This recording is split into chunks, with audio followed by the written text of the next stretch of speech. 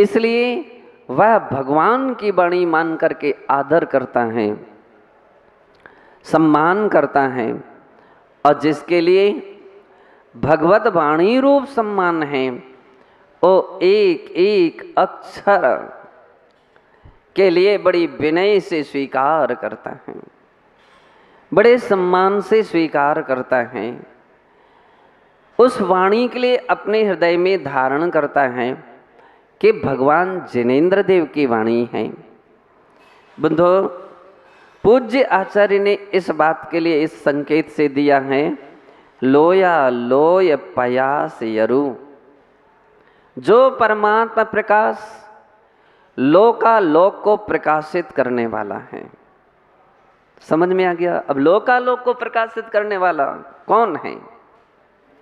कौन है? केवल ज्ञानी है। केवल ज्ञानी कौन है? तीर्थंकर भगवान है अथवा और भी केवल ज्ञानी है।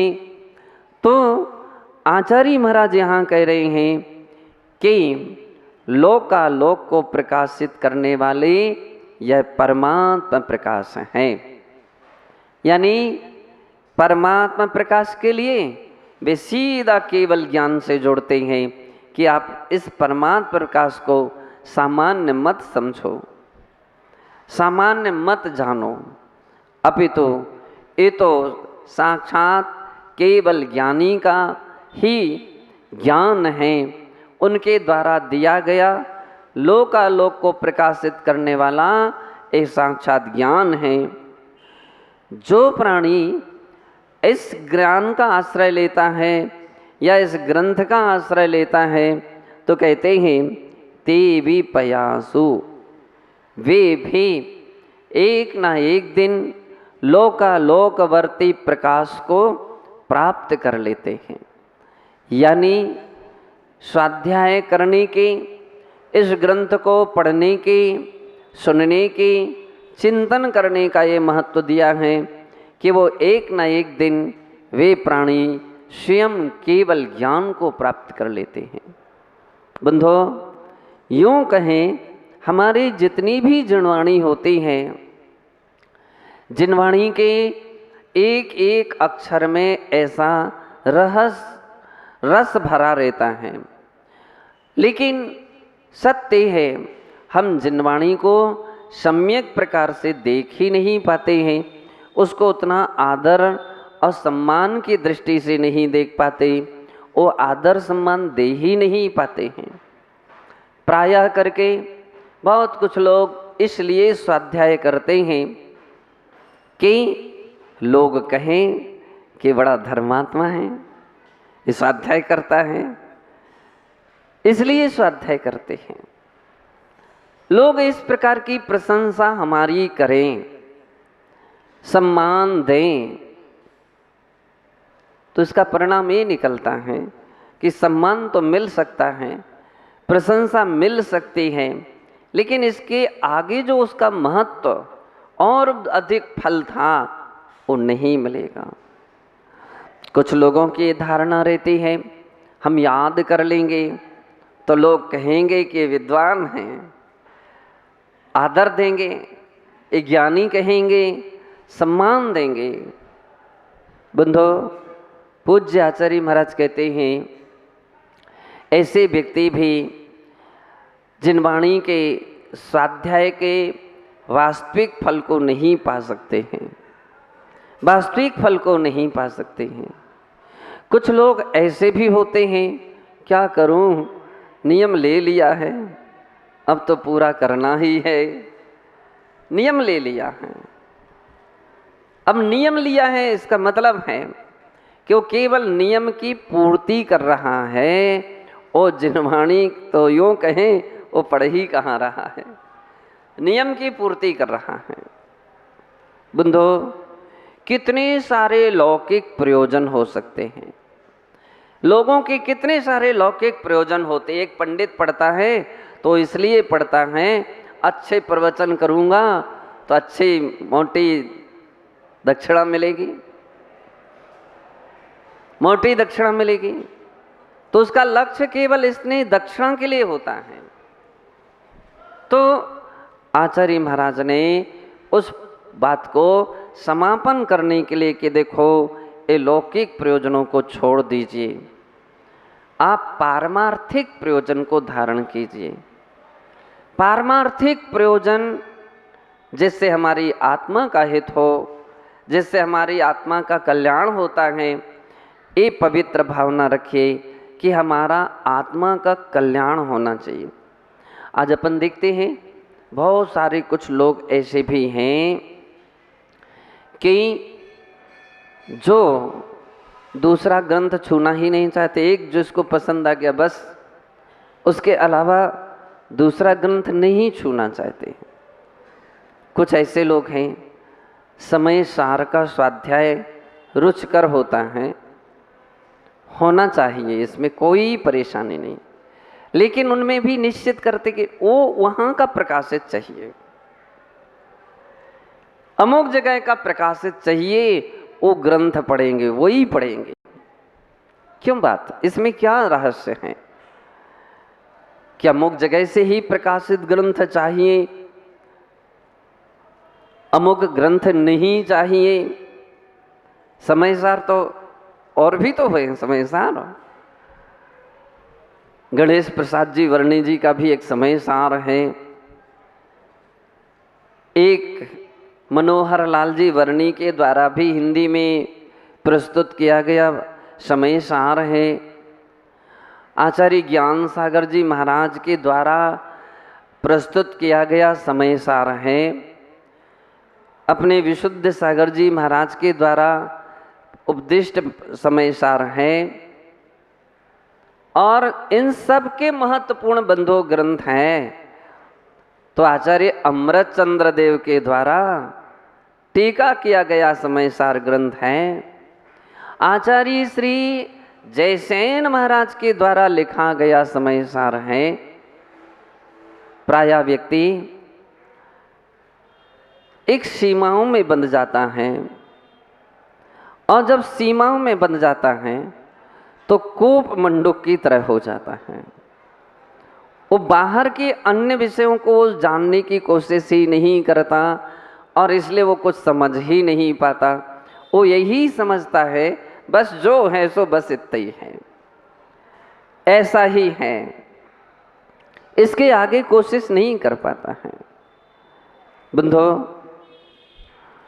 पूज्य आचार्य महाराज कहते हैं यह बहुत बड़ी अपनी एक भूल है। जिन वाणी तो असीम और अथाह होती हैं और उसको तुम सीमा में बांध लेते हो, ये तुम्हारी भूल है। और निश्चित है इस सीमा का अर्थ ये है कि आप बहुत कूप मंडूक बुद्धि जैसी आपकी हो जाएगी। कूप मंडूक, कूप मंडूक एक न्याय का नाम है, न्याय है। न्याय ग्रंथों में कूप मंडूक नाम की एक न्याय कही जाती है। कूप मंडूक यानी क्या? कुएं का मेंढक जो केवल कुएं में रहता है, अब इतनी ऊंची छलांग लगा नहीं सकता है, बाहर आ नहीं पाता है, और इसलिए वो कुएं के अंदर में ही रहता है। अब उसके लिए तो जो भी संसार है सब कुआं ही है, जो कुछ भी है कुआं है, इसके आगे कुछ भी नहीं है, सब शून्य है।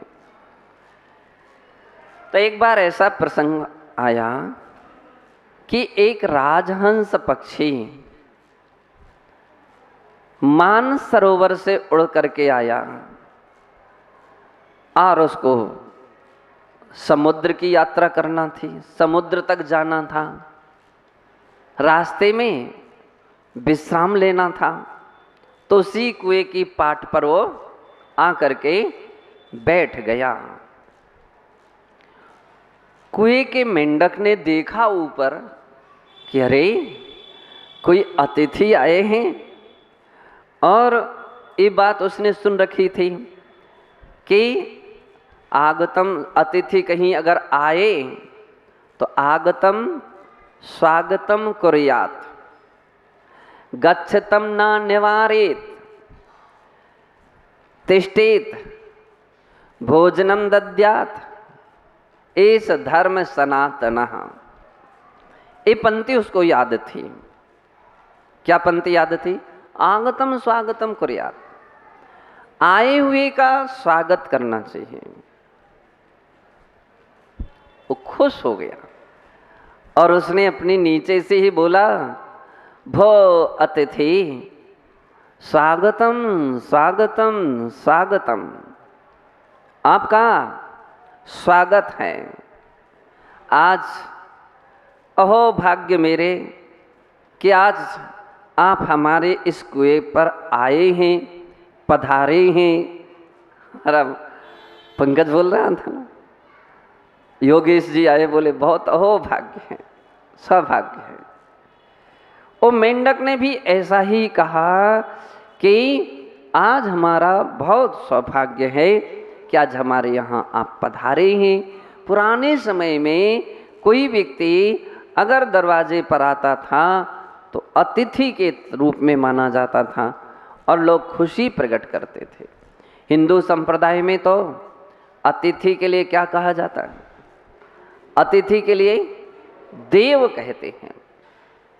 अतिथि देवो भवः, ऐसा उनके यहाँ वाक्य आता है। अतिथि तो देव के समान होता है।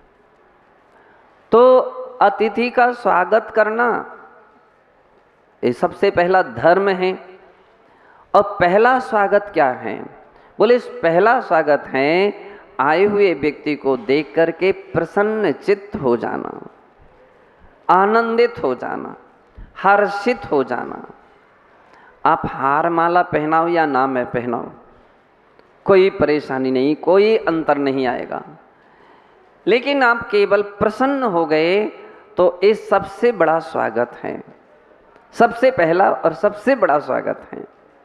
और आपने कितनी भी हार माला पहना दी, खूब रस मलाई खुलाई, लेकिन बेमन से खिलाई, तो उसका कोई प्रभाव पड़ेगा क्या? और प्रसन्नता के साथ आपने रूखा भोजन कराया। सबरी ने राम के लिए क्या किया था?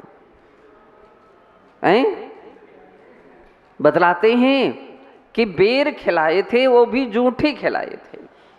अब उसके पास हलवा पूड़ी नहीं थी,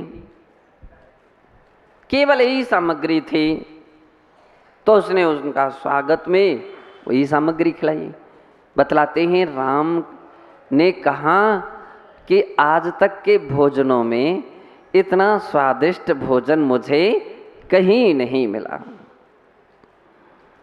प्रेम का भोजन नीरस भी क्यों ना हो तो भी वह सरस रहता है, और बेमन का सरस भोजन भी नीरस की तरह होता है।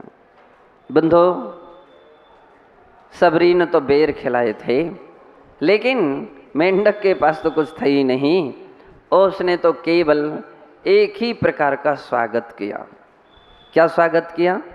प्रसन्नता प्रकट कर दी, अपना अहोभाग्य माना, और बड़ी मीठी भाषा में उससे पूछा, महानुभाव आपका आगमन कहाँ से हो रहा है और किस दिशा की ओर जा रहे हैं? हंस भी सज्जन था। हंस ने भी छोटी सी मेंढक को इतना प्रसन्न और गदगद देख करके वो भी गदगद हो गया, वो भी प्रसन्न हुआ, और उसने कहा, मैं मानसरोवर से आ रहा हूँ और समुद्र की यात्रा के लिए निकला हूँ, समुद्र की ओर जा रहा हूँ, समुद्र की ओर जा रहा हूँ। तो मेंढक ने बड़े आश्चर्य के साथ सिर टेढ़ा किया, टेढ़ा सिर किया। गरीब गति कही जाती है। विस्मय के साथ कहा कि अच्छा, आप समुद्र की ओर जा रहे हो? हंस ने सिर हिलाया, हाँ हाँ, समुद्र की ओर जा रहा हूँ। समुद्र, नाम तो सुना है मैंने समुद्र, नाम सुना है, कितना और कैसा होता ये तो मैंने कभी देखा नहीं है। उसने अपने हाथ, अपना पंजा फैलाया, इतना बड़ा समुद्र होता है क्या? हंस मुस्कुराया और उसने कहा इतना नहीं, इससे भी बड़ा समुद्र होता है। तो उसने और विस्मय किया, अच्छा? तो उसने आधा हाथ फैला दिया, इतना? बोले इससे भी बड़ा होता है। उसने पूरा हाथ फैला दिया, इतना? इससे भी बड़ा होता है। तो उसने दोनों पैर हाथ फैला दिए, इतना? हंस ने कहा इससे भी बड़ा होता है।